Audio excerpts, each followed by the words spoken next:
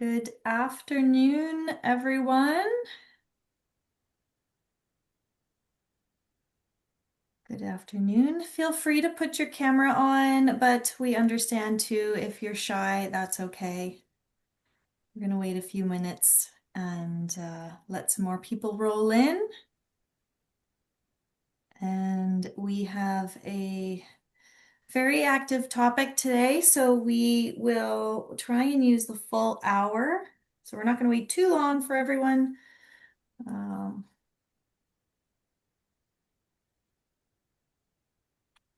we'll just let Eamon tell a few jokes while we wait. That's a bad idea. Just kidding. We'll let you off the Not, hook not on a later. recorded session. You're off the hook.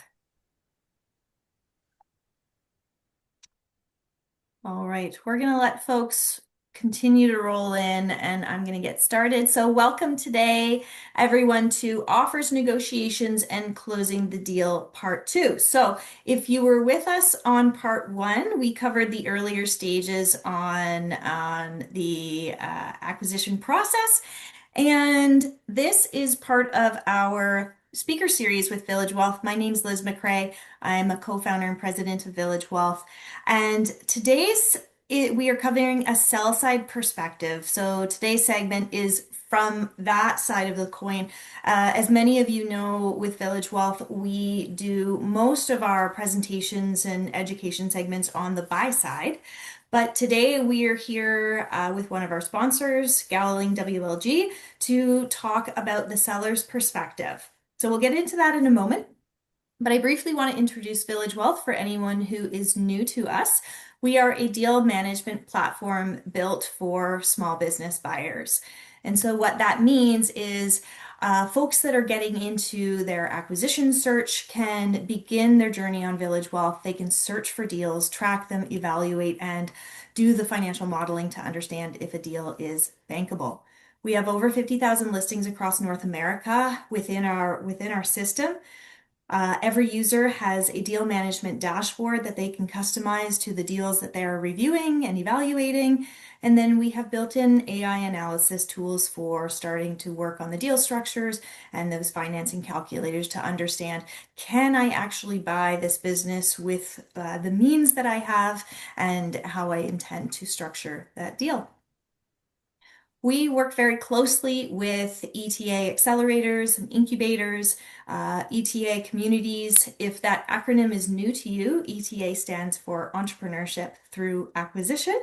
And we also work closely with lenders, investors, brokers, and M&A advisors in the ecosystem. So if you fall under any of those categories and would like to chat with us, feel free to reach out to us through our platform.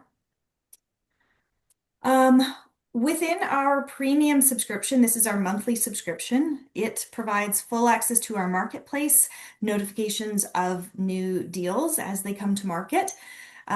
Weekly open office hours, we meet every Friday to chat about all things acquisitions. You can get your questions asked, and then it provides full access to our deal management software. So if you're new, feel free to go on the platform and just click started, and that'll walk you through to a free trial. If you are already signed up, this free trial option is new, and so you can scan that QR code and access the free trial that way. If you've been on the sidelines, kind of lingering in the Village Wealth ecosystem for a long time, feel free to follow that QR code and jump in.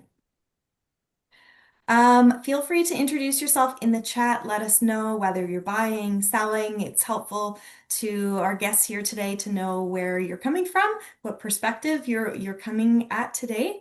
I'm gonna let Zafar and David do their own introductions. If you want to introduce yourself or say anything about where you're coming from and your backgrounds, guys. I know you've been here before, but we have some new faces, new names today. And so this is the way that we format today's session is discussion based. So we are going to start off with a brief kind of laying the framework of this part of the acquisition process. Dave's going to take us through a bit of a snapshot of where we're focusing the conversation today.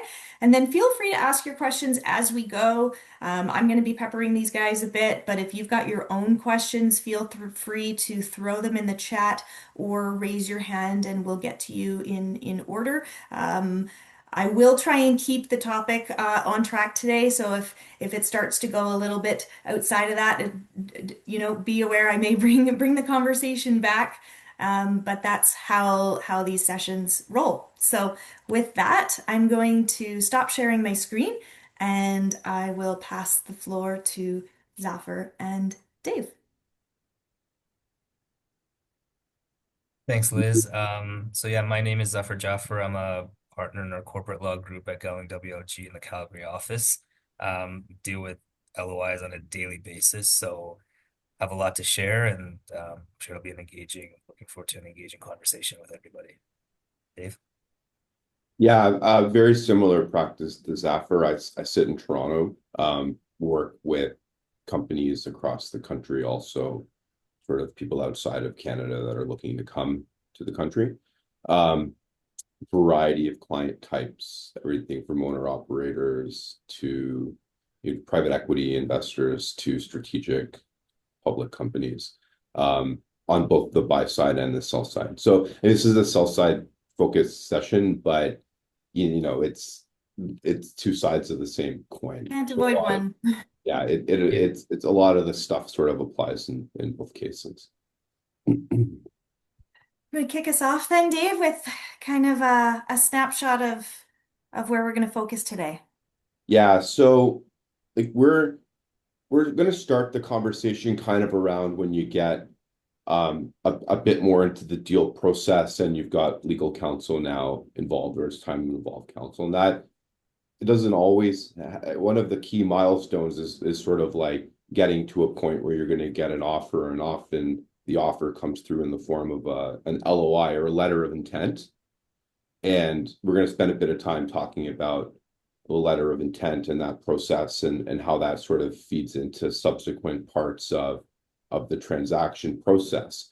But you're often sort of in discussions about what a transaction might look like, and it's typically a buyer-led process, but they'll kind of put down on paper what they think a deal could look like, and that's an LOI. So they come in all sorts of shapes and sizes. They can be very simple, or they can be complex.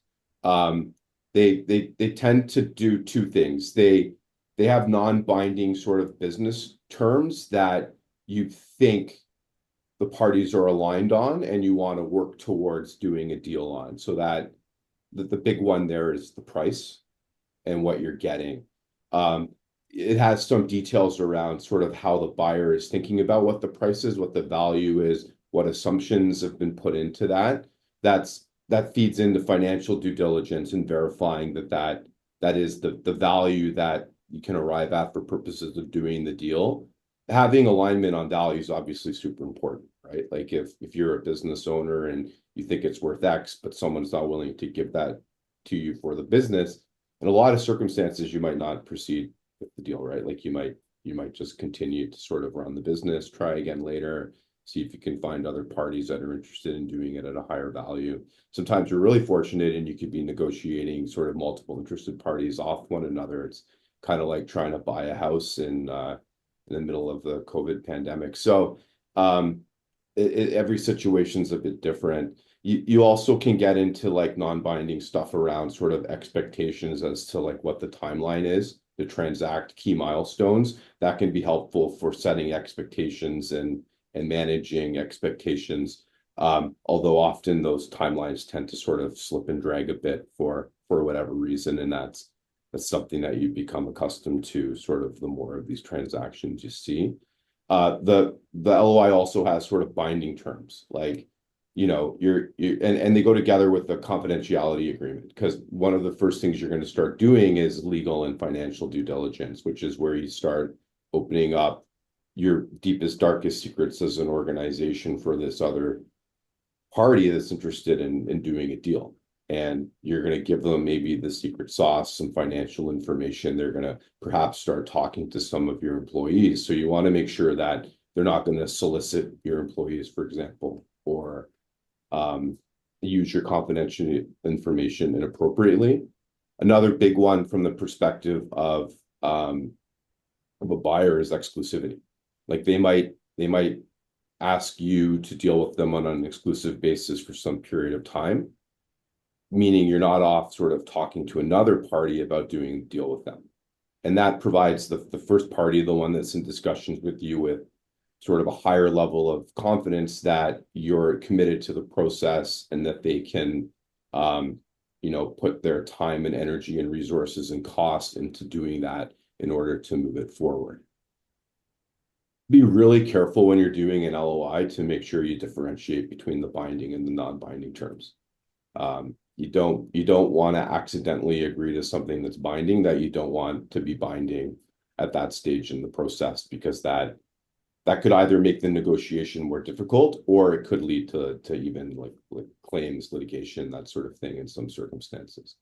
Dave, what are some Yeah. examples of things that are binding versus non-binding? So like the non-solicitation stuff, the exclusivity, those sorts of terms would be binding. Those are kind of the big commercial ones. Zap, am I missing anything sort of obvious?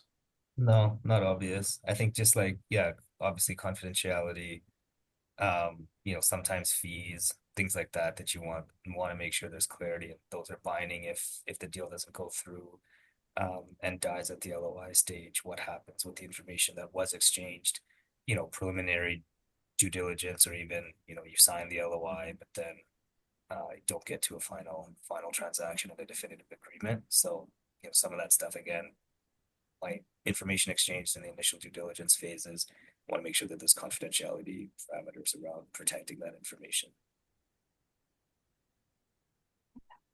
Right. The non-binding stuff, which is really like deal terms, that comes in all sorts of shapes and sizes in terms of detail. Like sometimes it's just, we're going to do a deal for X and it's a share deal, and that's all you see. And the rest of it gets sort of flushed out because there's a whole bunch of details later in the process when you're looking at doing like a definitive agreement of purchase and sale, which is the actual legal document you buy and sell the business on.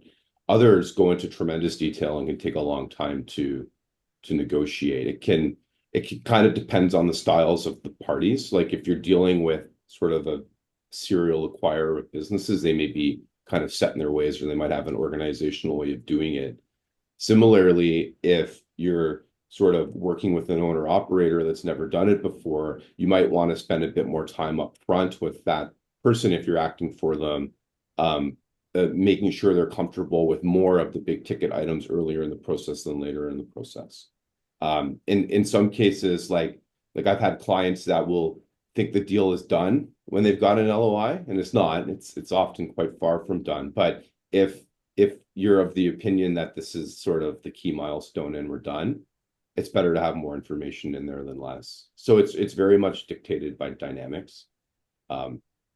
What's your opinion on those two strategies, like a light, softer LOI, shorter version, less complex, versus a more complex offer that has more detail in it? Do you have Yeah, I like, preference? again, I kind of, you have to have a conversation with whoever you're sort of representing on either side to figure out kind of what's important for them and whether they want to spend the time up front or a bit later on to do it. I find like a middle of the road approach is often sort of helpful, like broad parameters around purchase price, how the value is determined, whether or not there's sort of any contingent or deferred purchase price.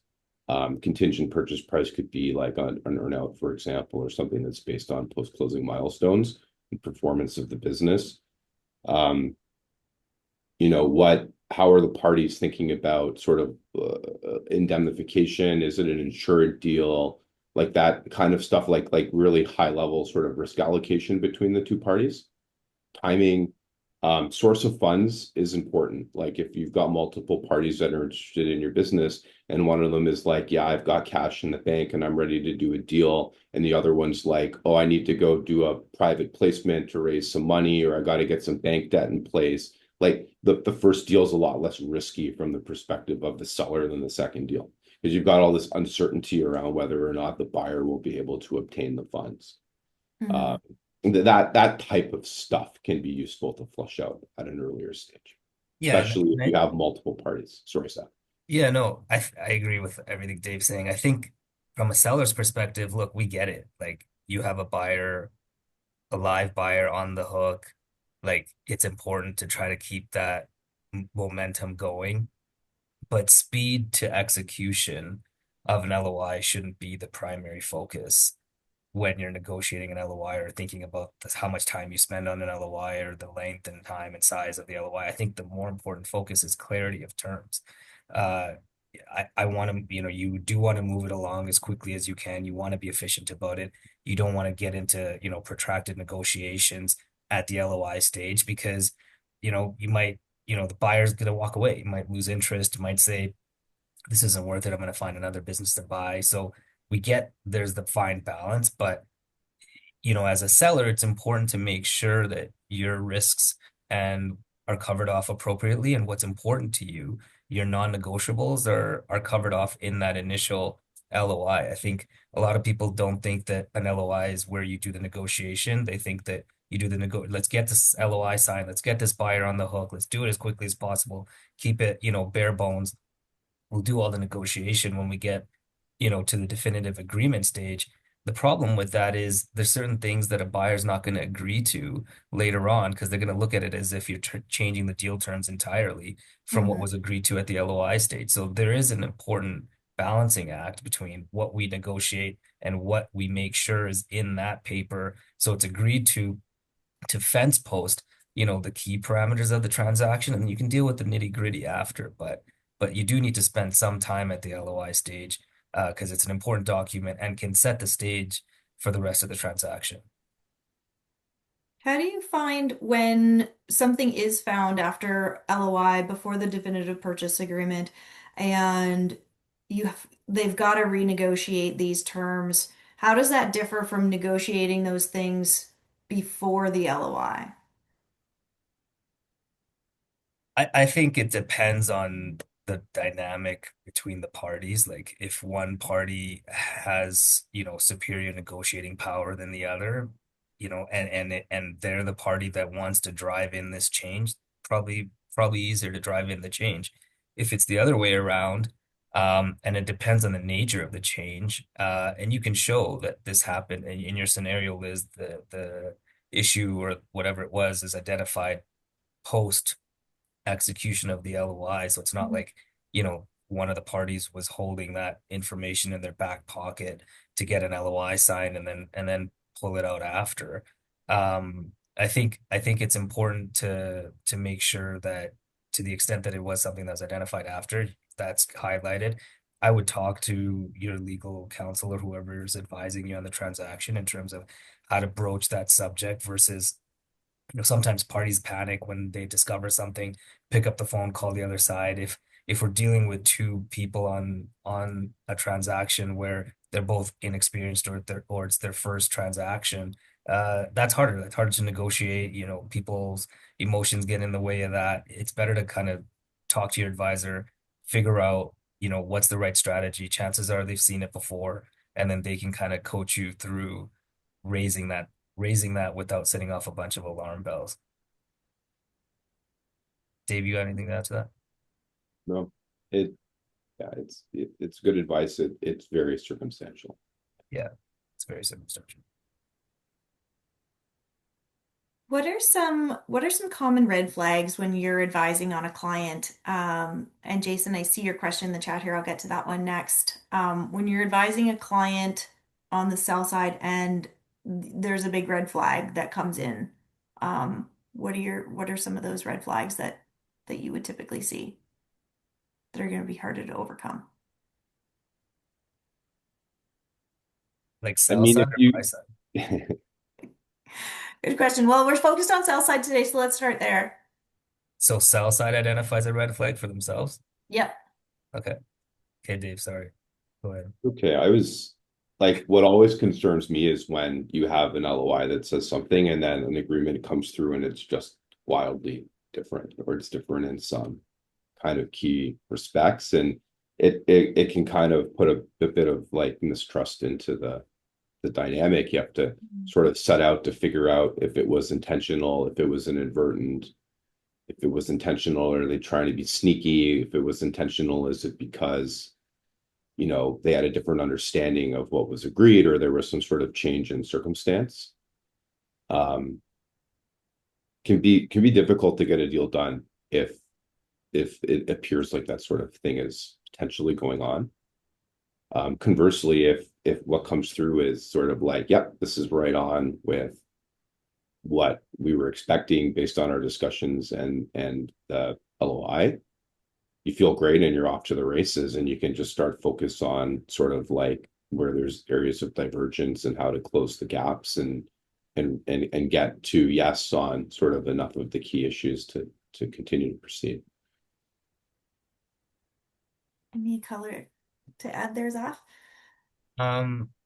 Yeah, I mean, I also think depending on what the fix looks like for the red flag. I mean, like if the red flag was we just discovered through a CRA audit that we owe a bunch in, back pay taxes, you can account for that through the numbers and all that stuff. But if it's something more serious or a lawsuit, or hey, we discovered we had these people working at our business that you know we thought were brought over properly, and they're not properly documented or not registered workers. They made a bunch of decisions for the company, and they're actually instrumental to the company going forward. Buyers relying on them as being key people that run the business post acquisition, because the seller's not providing a bunch in terms of transitional services, or maybe on the closing date, seller's going to hand over the keys and take off for the vacation they've been waiting their whole life to take, stuff like that. Harder to negotiate, harder to put a pin in. That type of stuff then takes a lot more collaborative effort between both parties versus, you raise a tax issue, the answer is pretty simple. Buyer's not going to accept that risk. We're going to have to find a way to mitigate that or deal with that, either, pre-closing or as part of the closing. I guess it can also depend on the level of comfort a purchaser has with the findings, as well as Yeah. their ability to overcome these issues, either post-acquisition or during the rest of due diligence in a way. Yeah, and that again depends, to Dave's point, like who is the buyer? If it's a strategic buyer that's in the industry and has relationships, yeah, probably a lot more comfort and familiarity. If it's a private equity firm that's adding a business to their portfolio, they're probably relying on the people there to keep running it and generate the return for the fund. Absolutely. All right, I'm going to go to the chat here. Jason put a question in here. Under what circumstances do sellers typically prefer to structure earnouts versus a vendor takeback? Could you share market terms you've observed in the $1 million EBITDA range or price point? I'll jump in. So I think they're sort of different issues, right? Like earnouts they're used to bridge value gaps. So where a buyer and a seller don't agree on what a value is, a way to bridge the gap is through an earnout. Some buyers also use them to try and where the seller is sort of remained involved in the business, or remains an owner, a partial owner of the business, to incentivize financial performance post-closing. Like private equity funds use that, sometimes strategics use that. They're sort of contingent payments, and they're in the future. And they're sort of they're uncomfortable for sellers, because on closing you really cede a lot of control over the business to the person that buys it, and then they're controlling it. So they have the control over the decisions that drive whether or not a post-closing milestone is met or not met. So you end up actually in quite complex negotiations around approval rights over certain matters and controls over certain matters that the seller retains during that measurement period for the earnout. What happens if the buyer breaches it? Does it all come due? Do you sue for damages? Like, it actually makes a transaction significantly more complex, potentially. It's just another thing to work through. A VTB is sort of like often guaranteed purchase price post closing, and what you worry about there is sort of creditworthiness and getting security for the obligation and stuff like that. You're a bit less concerned about control of the business than you are over in the VTB circumstance in the earnout. So to answer the question, like as a seller, assuming that both parties have the same creditworthiness, I would take the VTB over the earnout any day of the week. It's less risky. It's more certain. Yeah, I agree with that. I mean, they're both mechanisms to help bridge, you know, misalignment on the purchase price or the value of the business between the buyer and the seller, but earnouts carry a lot more risk than a better take back note does. From the buyer's perspective, if you were working with the buyer, would that be the inverse? Would the buyer that if either were an option and the seller was willing to accept either, would a buyer prefer the earnout? Because there's a opportunity they might not have to pay it. Yeah, I mean, definitely an opportunity that they wouldn't have to pay it. So potentially that's preferred. But if you need the VTB to finance the transaction to close, if you don't have any other sources of funding to complete the transaction, then you might be stuck with the VTB in the first place, unless you can, again, negotiate that as part of the earnout. So I mean, it comes down to preference of the parties in that sense, I think a little bit more than, you know, what would be ideal for either party. But yeah, of course, I mean, if you're the buyer and the seller's negotiating an earnout, and that's also part of what they're going to drive towards as part of the transitional services that they're going to provide for a period of time post closing. Yeah, for a buyer not having to pay an earnout, sure, that's a good thing, but an earnout's a percentage of the revenue, the profits that you've made. So as a buyer, your incentive, if you end up paying an earnout, that means the business did really well. That means that, it was a successful acquisition. So you're not necessarily disincentivized from paying an earnout because it means that you made more money as the buyer too. Yeah, and I guess I misphrased that, not opportunity not to pay, but protection of downside risk is a Yeah. better way to position it. But it's interesting you like caught that, because there are people out there that'll say if there's an earnout, they'll find a way to screw me. They'll find Yeah, a way to not pay me. Like that is an attitude that exists out there. for sure. And there are probably buyers that do operate like that, if you do a lot of transactions, you'll get a reputation for doing that. That'll make it more difficult to do transactions. But yeah, it's a concern. Yeah, word will get out. Circles are small. Jason, I see your other question there. Do you want to just take yourself off mute and ask that one? Yeah, that sounds good. Thanks so much for answering that first one. Makes a lot of sense. My second question was around just seeing lots of sims that show uh, quite a bit of risk, I would say, in either owner dependence in terms of their role and responsibility, large customer concentration, or large revenue fluctuations in the last 3 years. So just, I guess, any approaches or standard negotiation protections that we should think about as we put in an offer to make us more comfortable with that?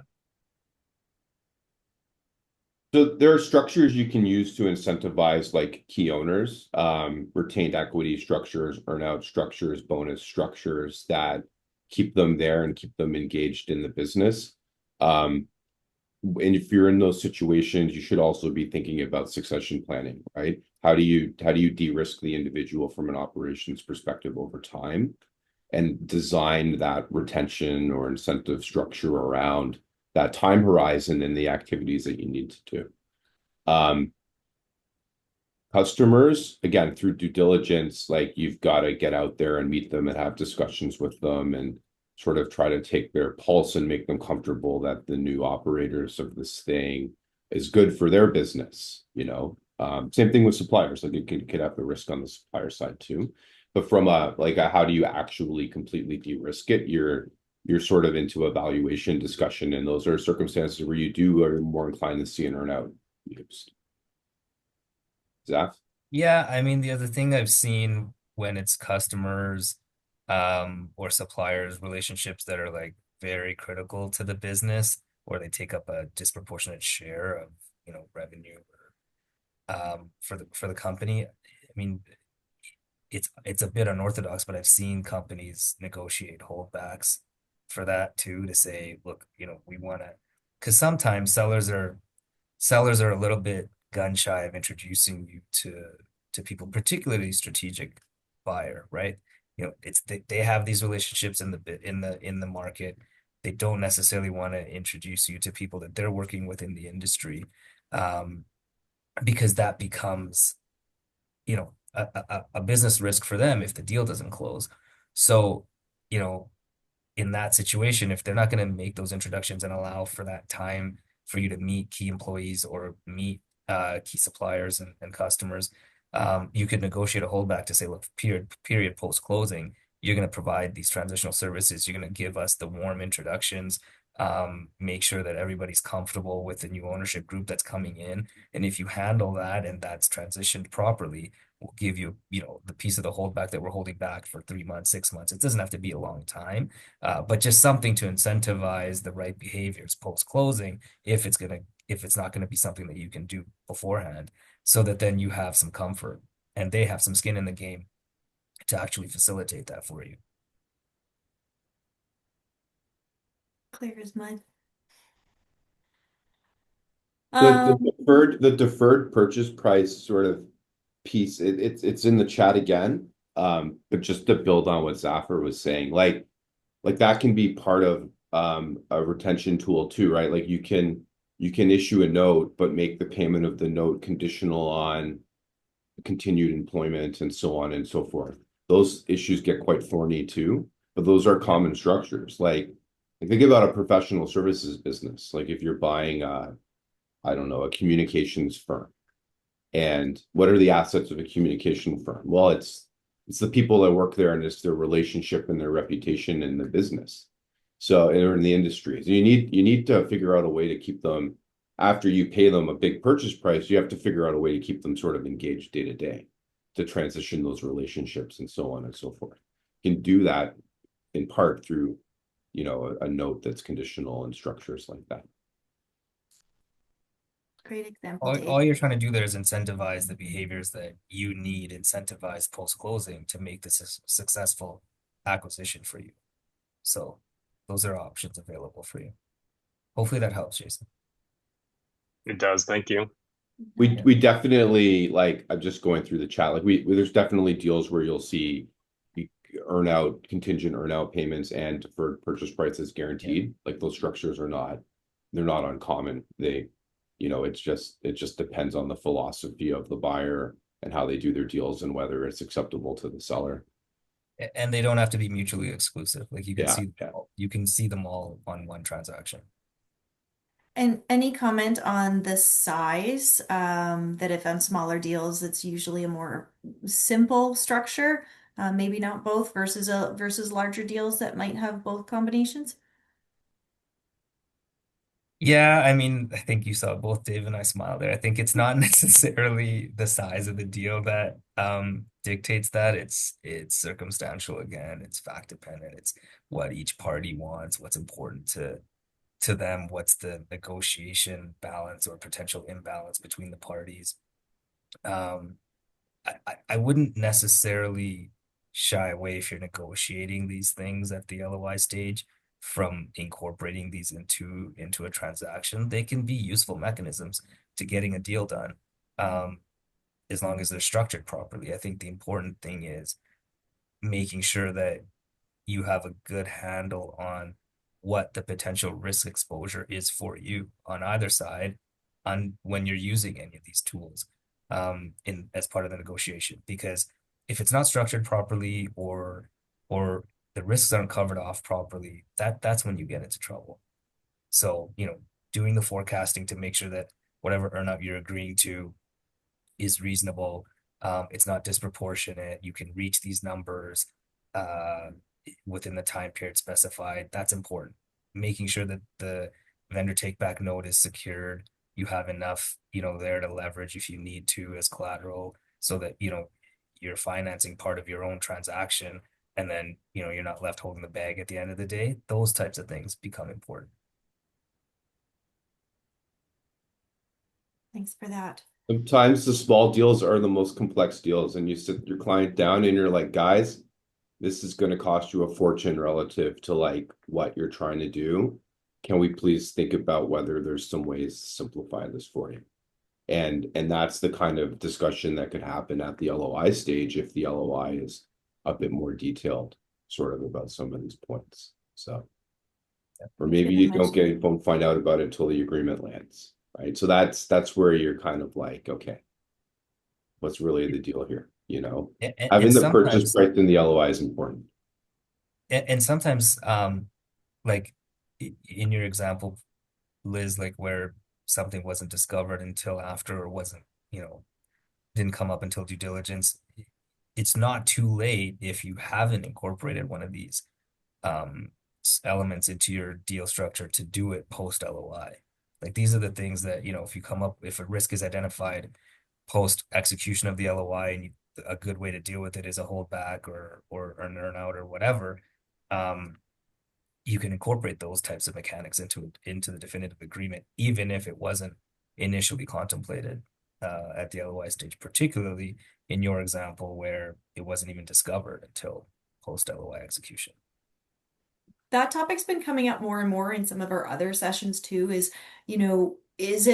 should everyone be expecting that terms are going to change between the letter of intent and the definitive purchase agreement? Should both parties have that expectation that, okay, things are very likely going to shift here, versus someone being you mentioned it early on that someone could be very fixated that, okay, we got an LOI, we're done negotiating here now. Yeah, sort of that expectation for It new buyers or sellers on either It side. definitely evolves. A deal evolves over time for sure. Different issues come up that weren't contemplated at the LOI stage. The LOI is never going to be the perfect document. You can't possibly think of every risk and cover that off before you get, into the due diligence phase in earnest. And sometimes things get discovered that the seller wasn't even aware of, like in the example you provided. So, it might have existed. It might have been a risk that existed pre-execution of the LOI. The seller might just not be aware of it, and the buyer discovers it in their due diligence investigations. So yeah, the deal is going to evolve for sure. I think it's more about making sure the stuff you do know about, the stuff that is important, the stuff you do want to control, that's all discussed, disclosed, and incorporated into the LOI as much as possible, so that the framework still, exists in principle. In principle. Yeah. Okay, I'm going to move on to Amanda's question. I like this one because this comes up more often than you'd think, from what we see anyway. As a buyer, how would you approach a seller who doesn't want to grant exclusivity until the purchase agreement?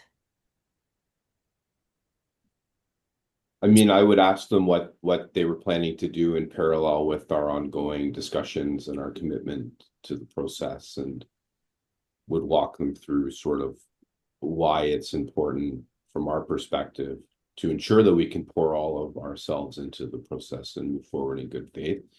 Exclusivity typically expires at some point in time too, right? Like it doesn't run forever. So, you can frame it up as this is the date we're working towards. Do you want to work towards this date, or do you want to work towards some indeterminate date, or maybe we won't move as quickly? There's a whole bunch of ways you can kind of get at it. It's like my perspective is it's a hard thing for a seller to ask for, and they're only going to get it like even in a super competitive process, like the way it's typically done is you try to get the best number you can, and then you got to pick your horse and you got to try and do a deal with that horse on an exclusive basis. Whereas it's hard for them, the buyer, to sort of fully commit to the process. Eventually you get far enough into the process where maybe that there's not another party at the table, or you're just the natural buyer for the business. maybe at that point you don't care so much about exclusivity, but in early days it tends to be a bit more important than perhaps a bit later in the process. And it's also harder depending on the business you're buying. Like, are you buying from a seller who acquired a business or acquired that business? Or are you buying from a seller who started it from the ground up and built the business? So if you're dealing with a seller who's never been a buyer, some of that is just important to explain why exclusivity matters from the buyer's perspective. And it's important because there's a lot of risk in devoting time, money, resources, effort. Transactions take a lot of time. It's not something you do off the side of your desk. Um, and the spend you're going to have with legal and financial and a bank and whatever else to get comfortable in the due diligence period, and that's going to take a bit of time to work through. You don't then also want the added pressure of, but this seller could also be out there shopping the deal while I'm spending a bunch of time doing due diligence investigations on this company in an effort to get comfortable enough to waive the due diligence condition.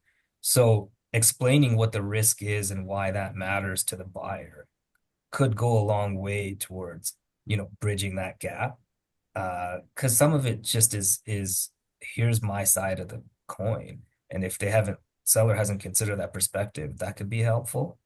To the extent that you've already had those types of discussions and it's still not helpful, you know, one thing you could do is counter negotiate and ask for, you know, other things that, would be helpful to get comfortable on earlier on. So, okay, you're not gonna give me exclusivity, then give me access to some of this other information that you might not otherwise have given me until after the LOI was executed so that I can do some more than just preliminary due diligence investigations before we enter into the LOI. And of course that takes a little bit of time and there's a cost expense to that too, but you're not signed up and then still have this risk hanging over your head. But it's a tough balancing act.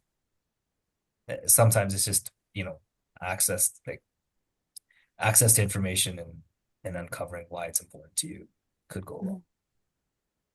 What are you guys seeing as far as timelines between LOI and closing? What do you like? Would you say there's an average from what you're seeing? Has it changed over time? Like right now, 2026, how long are you typically seeing that kind of executed LOI to final closing? Again, very circumstantial. Okay. Like it depends. The strategies with it vary too. Like Yeah. some people will just throw down completely unachievable sort of milestones and Mhm. then just manage it afterwards. Others put down stuff that's more realistic. Um, I see LOIs come in and they were signed 4 months ago and the date's done before it even lands on my desk, right? Like it's all over the place. And then you get into this like I need to amend the LOI so because I got to kick. If you have really aggressive timelines, you can't meet it. Like for Mhm. instance, a financing condition, the bank's going to take however long they take to underwrite that deal. So if they're not done, you get into these, series of, okay, let's kick it out another week, let's kick it another 2 weeks. You keep entering into amendments to the LOI to vary certain terms to push the deadlines out. That's not helpful either. Yeah. One more thing I will say on the exclusivity thing, just off the top of my head. Um, if it's really important to a buyer, you can always pay for it. If that certainty is important, sweeten the pot and say, I want exclusivity. If that means I pump the purchase price by an extra 10% or whatever to get that, are you comfortable? Sweetening the pot from the seller to then say, okay, okay, the seller's like, well, if the price is high enough, they might not see a need to keep shopping it because they know they're not going to get it from anybody else. So that is Or, another option. It's not ideal from the buyer's perspective, obviously, but then you're kind of weighing the risks, like what's more important to you, that or certainty what that about they're not going to what go about shop it or the price. Sorry, go ahead. right? What about sweetening the pot from a deposit perspective instead of the overall purchase price, the That too, deposit that's yeah, that's applied? another mechanism that you have available. I mean, typically at that early stage, the deposits are refundable anyways until you've waived conditions. That's Hmm. typically how they're structured. So sure, if you can convince a seller that gives them an added benefit, good on you. But I don't know how much of a benefit that really is, given that it's refundable anyway at that Hmm. at that point of the transaction. Are you seeing many of the deals have deposits, or um, would you say there's a percentage of this many deals typically have a deposit and this many don't? I wouldn't necessarily say there's like a formulaic percentage to it. But yeah, it's a common ask from the seller's perspective. Hmm. Again, depending on how the buyer is supposed to, uh, if there's not a financing condition as part of the deal, probably easier for the buyer to put down a deposit because they already that's not even a factor in the LOI stage. They have the capital to do so. The A financing condition makes it probably more important for the seller to want a deposit because financing is uncertain at that point. So it provides some sort of soft comfort, I guess, for the seller that the buyer is really serious about doing this deal. They've put some money down. But at the end of the day, because it's refundable at that stage, you know, that's why I say soft comfort. It doesn't really do Hmm. that much. Yeah. Absolutely. It's interesting. Amanda's comment back to you guys has she says she's had those conversations with the broker, but since the deal is so competitive, they don't want to offer exclusivity and are pushing the APA. So interesting that it's because it's so competitive that they don't want to do that. I don't know if you guys have any lingering opinions on best Yeah, practice. so I mean that it looks like you're in some sort of like marketed sales process for some business that has multiple parties that are interested in it.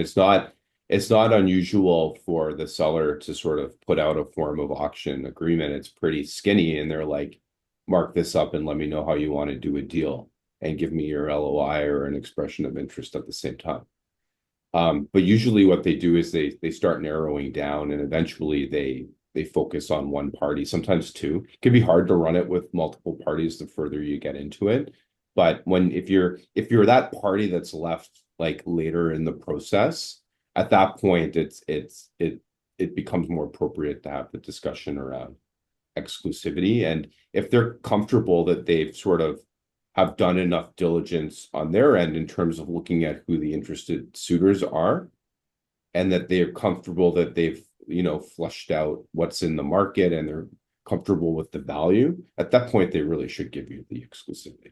Like it's in everybody's interest at that point to just focus on getting the deal done and to pour the necessary resources into it. But if they're not at that point yet in their decision making, they will resist the request for exclusivity. They're not going to go exclusive with you if they think the party over there is going to give them a less risky deal or higher purchase price or whatever sort of is driving their key decision making.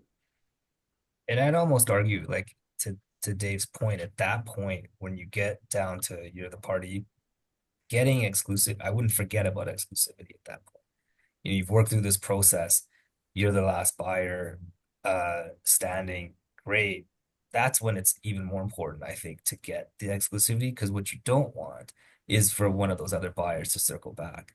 So if you've won the initial race, now secure the exclusivity. It's critical at that point because some buyers, they think about it, they come back, or but that way, if you've locked in the exclusivity at that point, then you're secure. So you know I wouldn't I wouldn't drop off the exclusivity. To Dave's point, I think it's a timing thing, but when it's the right time, I would definitely put it in there, and that's probably when the seller's willing to accept it too. And that's when you want it because you want the protection from somebody circling the wagons back and trying to, get back into the deal. Maybe they thought they were going to do another deal. That deal falls off the table a month later. They're coming back with a higher purchase price or something else. Now they're more motivated to do the deal. Having that exclusivity protection there can be really critical. Yeah, great points. Well, we've got 11 minutes left, so don't be shy if you've got anything that's on the tip of your tongue that you wanted to ask these guys. Um, don't be shy. I think we got another one in the chat.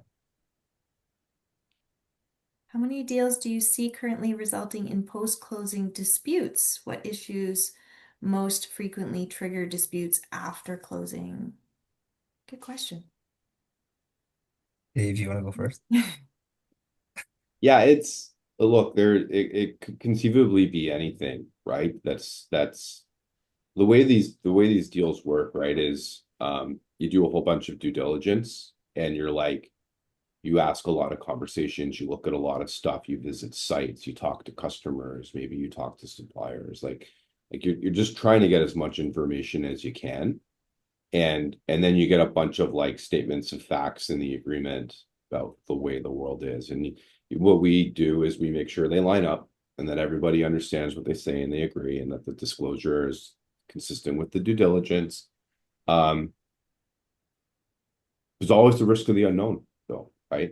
Like what if there's an unknown issue that's just not disclosed and then you're into a breach? So it could be like anything. Like sometimes it's financial statements, sometimes it can be things like inventory, like disagreements. I think this inventory is sort of good, but you're telling me it's impaired and why is it impaired? And it can be gray, right? So you get into discussions around that. Um, Sometimes the adjustments to earnouts, like earnouts, usually an adjusted EBITDA concept. Often, not always, but it's normalized. It's adjusted specifically for industry or for business. Um, Things like that. You can get into disputes around like the accounting adjustments to how Yeah. that's done. Even So even like as simple as the post-closing like 90-day working capital adjustment, like that kind of stuff. But yeah, yeah, Dave's right. It's usually in the numbers.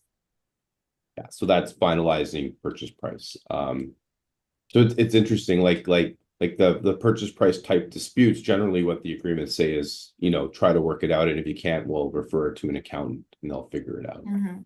Um, What's the Anything risk? else is sort of like, you're into typically indemnification claims or claims under insurance policies if it's an insured transaction. Yeah. Mhm. And Do you that's want to maybe repayment of purchase price.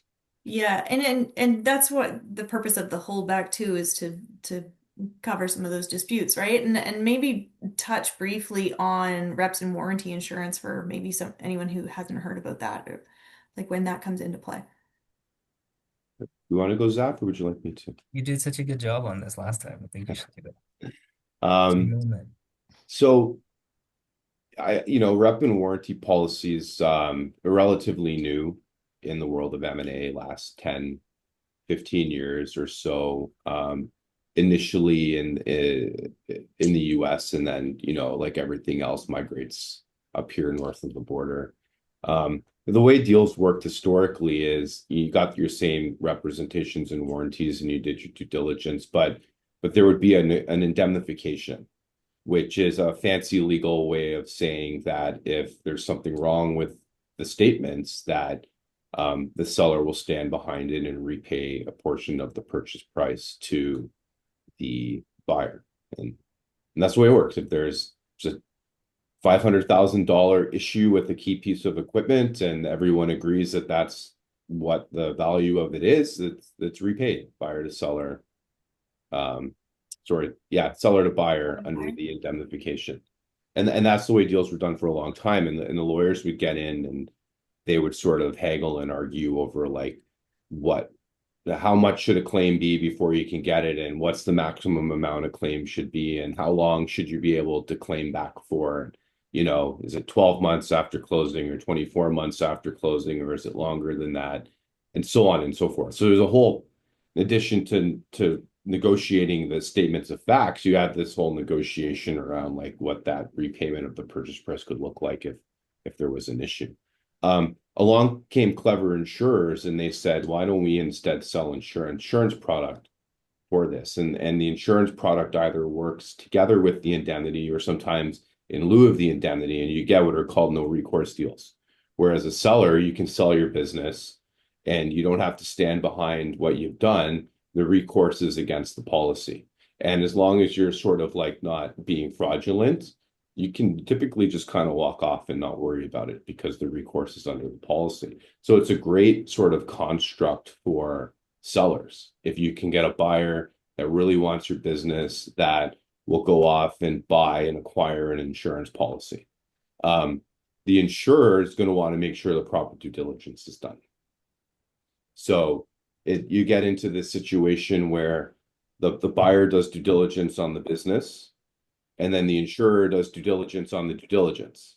And based on sort of what that looks like, they underwrite an insurance policy and they'll price it, and there'll be terms of it, and there might be exclusions, but it's an alternative way to do a deal. It in some ways it simplifies the transaction because you don't have to negotiate these reps and warranties. You can focus on commercial issues like how does the earnout work and what's the purchase price and how do we deal with working capital adjustments and things like that. So you see both in the markets. It's the pricing of the stuff has come way down. It's super competitive. Um, you know, so I don't, Zaf, anything to add from your Yeah, perspective? like just to dovetail off your last point there, Dave, like it used to be something that you'd only see on like high value transactions. Again, smart insurance providers, they figured out how to do this in a more efficient way so it can be cost effective virtually on any deal size. The smallest deal size I've seen where they've used reps and warranties insurance is, sub $1 million. So, it can be a very effective product. And in a way, it helps if you can't agree on an indemnity or you can't agree on what the holdback is. You can split the pot and say, okay, we're going to provide this much indemnity holdback, but buyers looking for 25%, sellers willing to agree to 15% or 10%. You can use reps and warranties insurance to bridge that gap, and then you still get that 25% coverage from the buyer. It's just using insurance product for some of it and then the indemnity holdback for the other piece so that the seller can walk away with a, a larger chunk of the purchase price at closing, knowing that if a risk does materialize post-closing, the insurance is there to cover that Covered. gap. Yeah, interesting. Yeah, no, Yeah. that's fantastic. Thanks for that color, guys. Well, we'll just go one last question here. We've got Olyanka who said, is walking away the only available option when parties cannot agree on purchase price? So we'll leave this as our last question. Zafar, do you want to take this one? Yeah, Or sure. Yeah. I mean, no, I don't think um walking away should be, I mean, we just talked about how an earnout can help bridge the gap between what a buyer thinks the business is worth and what a seller is willing to sell it for. So using an earnout or some of those other mechanisms that we discussed today to help bridge the gap between the parties on valuation and ultimate purchase price are what the purchase price is are tools that are available. Um, I would hesitate. I would never encourage a party to walk away from a deal. I think there's always stuff that you can negotiate where there's a deal to be had. But yeah, if you feel like you're beating your head against the wall, yeah, there's lots of other businesses out there that you can buy, using your platform, for instance, Liz, to do that. Small plug in there for you. Mhm. Yeah, Dave said to put the commission check in the mail for him, not me. Yeah. But I think from our perspective, it's always negotiable, and we try really hard to do that. I've never told a client, hey, you should walk away from this deal. Um, that's ultimately a business decision. It's on them to make that call. We do what we can to help bridge the gap and use the tools available, and negotiations evolve over time. Different things come to market, like the concepts of VTBs and earnouts and reps and warranties insurance and things like that to help uh again bridge the gap between the parties. I think that's why it's so Where important. where Yeah. where so it's like you start discussions and you've got to kind of be in the same ballpark or you're just never gonna just start Yeah. discussions, right? Like it's just you just have to kind of be playing the same game, right? Where it gets thorny is if there's softness in the financial performance for some reason, and the buyer's like, well, I'm not thinking about it the same way I was when we were having that discussion before. That's where you start. And it's a little bit trickier. And that's where Zaf's trying to keep the Yeah. parties together and bridge. Yeah, you're What can right. we There's what got can to we do be, as sort of what is the concern and how can we structure around the concern to try and like still provide a path forward if you guys are still in the same playing the same game, yeah, you know? I agree with Dave. Like that, my answer was on the premise that there's at least an initial meeting of the minds. That Yeah. has to be there. Yeah. But if you're such ships in the night, like yeah, you might have completely different views on Yeah, what this thing is worth, right? And financial advisors can help you with that stuff too. Like every industry has different conventions in terms of how they're valued and multiples, a tech company is going to get more than a bank sort of thing. So, Well, and I'll say I'll pass that plug back to you, Zafar. This is why it's so important to for both parties to be working with commercial lawyers who have M&A experience, and that's something to do when you guys are picking your advisors or you're working with sellers or whatever side of the coin you are on the other party, what is their legal representation and do they have M&A experience? Because it really, really pays off to be working with the right legal advisors. So on Yeah, that note, thanks, it, Liz. there could be deal risk, right? If you're using the wrong counsel to do a deal, it's something you should think carefully about. And there's lots of really great M&A lawyers out there, including at other law firms. So Yeah, I think we gave this example last time too, Liz, but you wouldn't, a simple example for something like this is you wouldn't go to your GP to have him perform heart surgery. You just wouldn't. Mhm. I'm not saying what we do is equivalent to heart surgery, but there is a specialty to M&A that's different than your everyday, you know, corporate lawyer that's helping you with kind of the day-to-day stuff. So, going to someone that has that experience and expertise can really help streamline the path towards a closing because these mechanisms that are available, we're familiar with them. We know what tools exist. We're comfortable with the negotiation strategies. It can help bridge the gaps quicker than, if you're not working with the right advisor.